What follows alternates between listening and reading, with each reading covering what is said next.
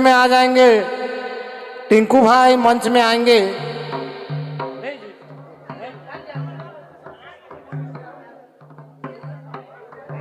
चलो अंगनाई डमकच सब हलक थोड़ा सा हमको दिल चाहेल कि एगो झूमर रह जा तक रंग बाहर का आदमी से बार बार देख के जा रहा है भाई, स्टेज पर चढ़ के नहीं नाचेंगे। छोटे जबर जिंदगी ले रहले जोड़ी कौन गावे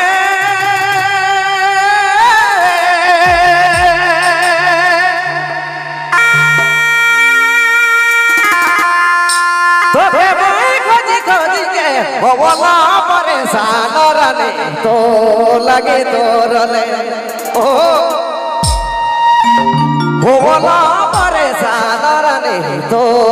लगे तो रले। क्या बात है काका हो छोटे जबर जिंदगी ले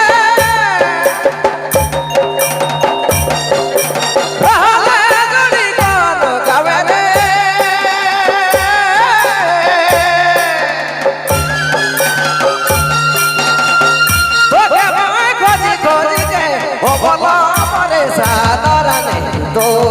लगे तो रले ओ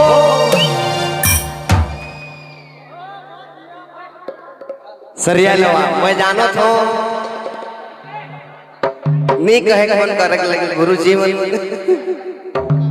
हो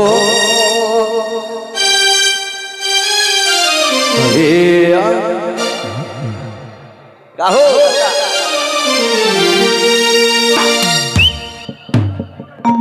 ए रहले जड़ी कोन गावे तो लगे तो रले खोजी खोजी के बोला परेशान रले तो लगे तो लगे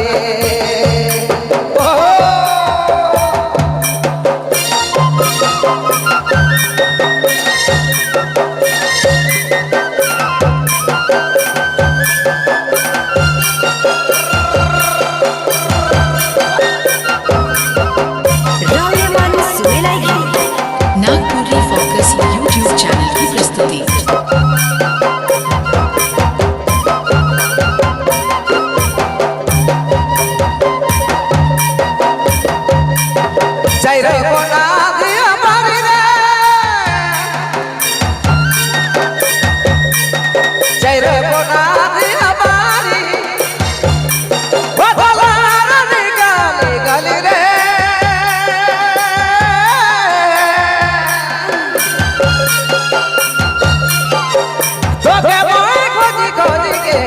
बोला परेशान रले तो लगे तो रले ओ बोला परेशान रले तो लगे तो रले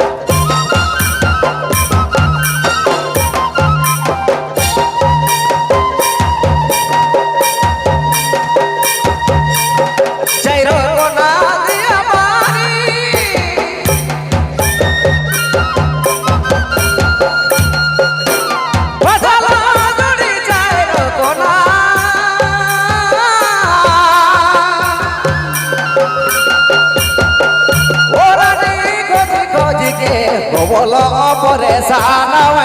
तो लगे तो रले तो के भाई खोजी खोजी के हे रानी खोजी खोजी के बोलो परेशान रानी तो लगे तो रले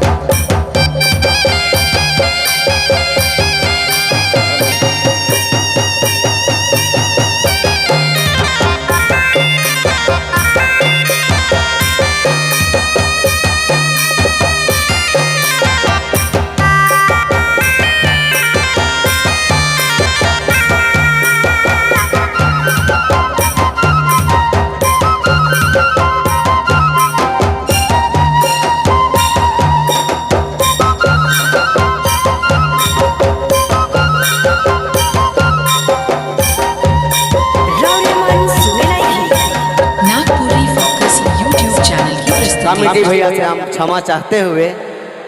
सिर्फ पर 2 कड़ी कर गाना गावेलू कर बाद हाँ तो एक बाद सुहाना जी तैयार रह और सुहाना बहन रो रहे